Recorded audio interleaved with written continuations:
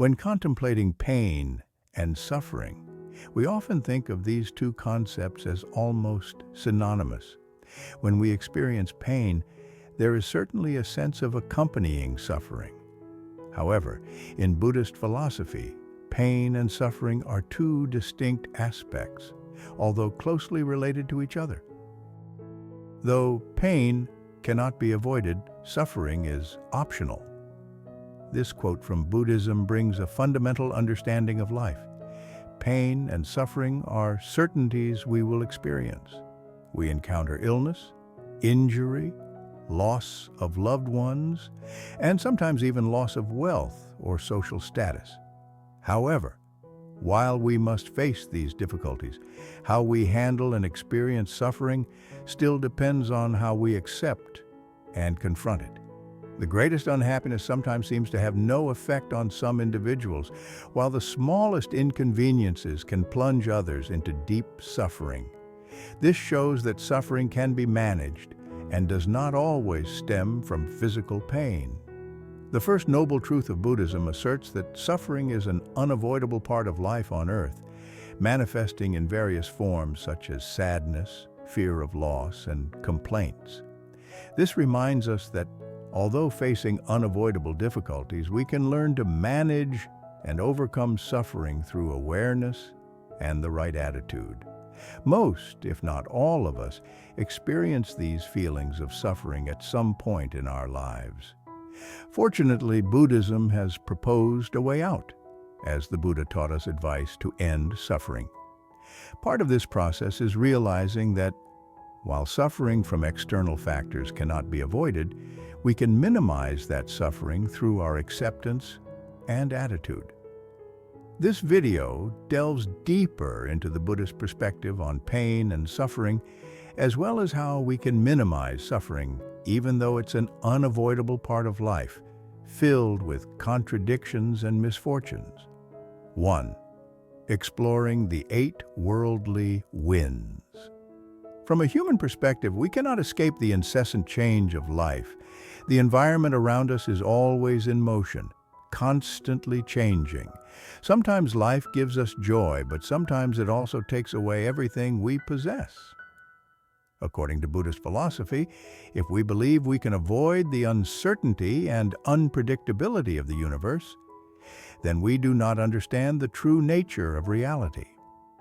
That's why the path to liberation begins with clarity, with seeing all events in life truthfully, including the truth about human nature, which can be much more sobering than the perspective that most people believe in.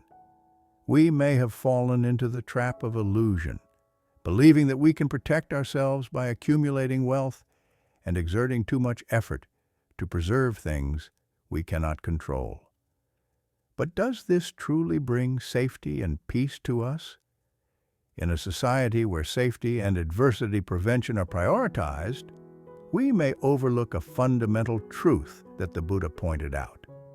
No matter how hard we try, we cannot avoid the breakdown and changes of life. No matter how hard we try to protect ourselves and avoid challenges such as aging, death, disasters, and loss, we cannot escape these trials. In Buddhism, these fluctuations and changes in life are referred to as the 8 worldly winds: happiness and sorrow, success and failure, praise and blame, fame and obscurity. Most people pursue happiness, benefits, praise, and fame, but they often shy away from the downside of life. Yet, this makes us puppets of the surrounding environment instead of being in control of our minds and spirits. Therefore, the inner peace of most people depends on the sudden changes of the universe. As the Buddha said, when gain, loss, status, disgrace, censure, praise, pleasure, or pain arise for a normal person, they don't reflect. Gain, etc., has arisen for me. Nothing is fixed, and nothing can be changed. They don't cling to it as an inevitability. They welcome prosperity and endure loss. They embrace success and those who oppose injustice. They accept praise and resist criticism. They welcome joy and face pain. The Buddha described humans as trapped in the whirlpool of suffering, life seeming like an endless race with desires and fears. This leads to a sense of despair as we constantly fear losing what we have and encountering what we want to avoid. However, upon deep reflection on the nature of life, we will realize that true happiness cannot be found if it depends on external, material things. True happiness comes when we realize that joy does not only come from external sources, as every blessing comes with a piece of curse. Within every joy lies the seed of sorrow, for joy can fade away and cannot be resurrected. Enjoyment always carries the risk of loss. Praise may gradually turn into blame, and with fame, the risk of condemnation is very high. Therefore, when we overly attach ourselves to seemingly fragile and temporary external factors, we easily become unstable and caught up in the conflicting outcomes they bring. The problem lies in the fact that all these fluctuations are fundamentally uncontrollable. Events unfold regardless of our intentions. They come unexpectedly and unannounced. We may encounter accidents while commuting or fall victim to crime during the night. Even when avoiding dangerous areas, we may still fall ill or lose safety due to natural disasters and warfare. We deceive ourselves if we think we can avoid pain. In fact, attempting to avoid pain is itself a form of suffering. Not only do we endure discomfort, but we also face the fear of its potential emergence. A prime example is social anxiety. Those grappling with social anxiety must confront extreme fear regarding social interactions. A common way to cope with this fear is to minimize social contact as much as possible. However, this avoidance strategy doesn't effectively address the fear when we inevitably have to face social situations. In fact, it can make things worse. Moreover, the anxiety about social interaction persists, which can cause more distress than actual social interaction itself. Furthermore, deep in our minds, we understand that no matter what, we will have to encounter people. So, by avoiding others, we are actually confining ourselves to a dark corner of fear and anxiety, like someone awaiting condemnation. Instead of fleeing from the inevitable, we can learn to confront it, even before it arises, something Buddhism often encourages. But how can we do this? A Buddhist parable provides a solution to how we can flexibly deal with suffering. 2. Unpacking the concept of the second arrow. Imagine you're walking along a mountain path and suddenly get struck by an arrow. Yes, the sensation from that arrow is painful. But what's worse is, from afar, you see another arrow speeding towards you. Faced with this opportunity, you have a choice. Will you try to dodge the second arrow or let it strike you? The first arrow represents the inevitable pains we encounter in life.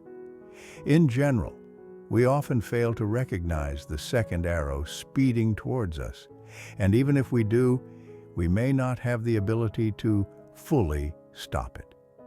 That's truly heartbreaking because we know we have to endure this pain throughout life.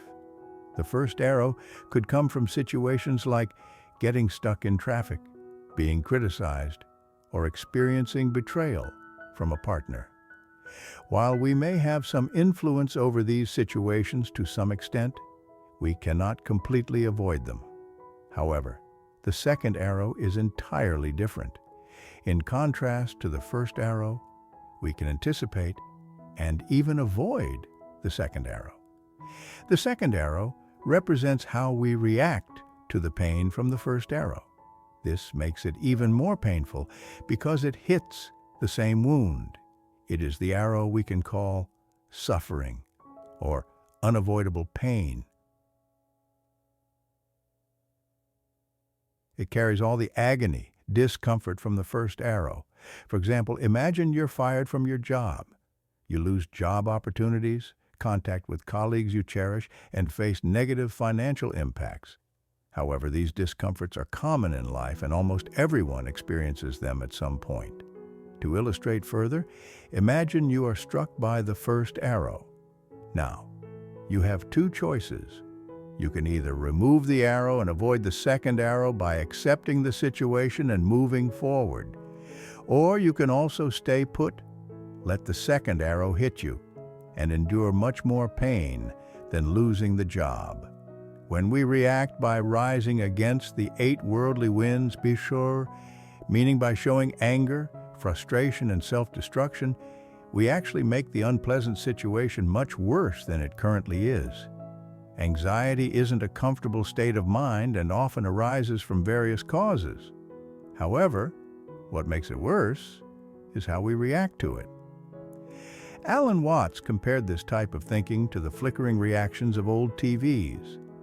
He describes it as follows: I worry, and I shouldn't worry, but because I can't stop worrying, I worry that I worry. This is a painful loop that we often fall into. The initial worry is just a starting point, but when we confront and try to resist it, it amplifies, and we are drawn into an endless chain of worry. 3. Navigating the worldly winds. Buddhism acknowledges the existence of suffering but proposes a path to transcend it. Regarded as the antidote to suffering, following the Eightfold Path is seen as the way to liberation, a state known as enlightenment. While the details of the Eightfold Path are too complex to present in a short video, it provides an overview of the approach to overcoming suffering. Instead of ending this video with some Buddhist ideas, we will conclude by sharing some approaches to help us find relief when facing unavoidable challenges in life. In the gap between the first arrow and the second arrow, we have the power to decide our actions. We can choose to endure the second arrow or to avoid it. To avoid it, we need to recognize that we have a choice. So, it all starts with awareness. Awareness that the first arrow is unavoidable, but the second arrow is a choice. Emotions like anger, resentment, and mental activities like rumination and excessive worry are all signs of the second arrow. They are not the misfortune, i.e., the first arrow, but its consequences. Whenever we feel saddened by something, we can try to let go of those thoughts and emotions. Recognizing this, we can shift our focus from the first arrow to the second arrow and take action. In Buddhism, meditation and mindfulness are considered the keys to this awareness. By observing inwardly, we uncover what is happening in the mind and take necessary steps to eliminate negative emotions and avoid further suffering. We can only avoid the second arrow if we learn to see it coming. Not clinging strongly to illusions is the fundamental point of Buddhist thinking about impermanence. Thus, the term worldly winds is effectively used as it depicts the image of constant changes between joy and sorrow, gain and loss, and other fluctuations. Nothing exists permanently. According to Alan Watts, change is just another word for life. Therefore, relying on comfortable situations is a bad idea, akin to trying to grasp water in your hand. As soon as you think you have it, it slips away. If we desire the world to remain as it is, we are trapped in illusions and will face disappointment when reality confronts us. There is an undeniable truth. Life always contains both joy and pain, moments of happiness and times of challenge. That is the unchangeable nature of life. So why do we cling to fleeting joys and try to avoid unavoidable pains? We may ask, why not accept the truth that present joy will not last forever? And no matter how far we run, misfortune will still find its way to us. Instead of confronting or trying to control the fluctuations of life, can we learn to navigate them intelligently?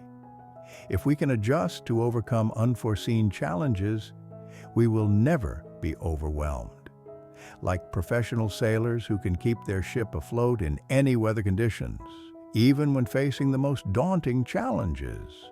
Therefore, perhaps we can say that the philosophy of Buddhism not only helps us shift from a mindset of helplessness to one of flexibility, but also helps us become wise practitioners like savvy sailors.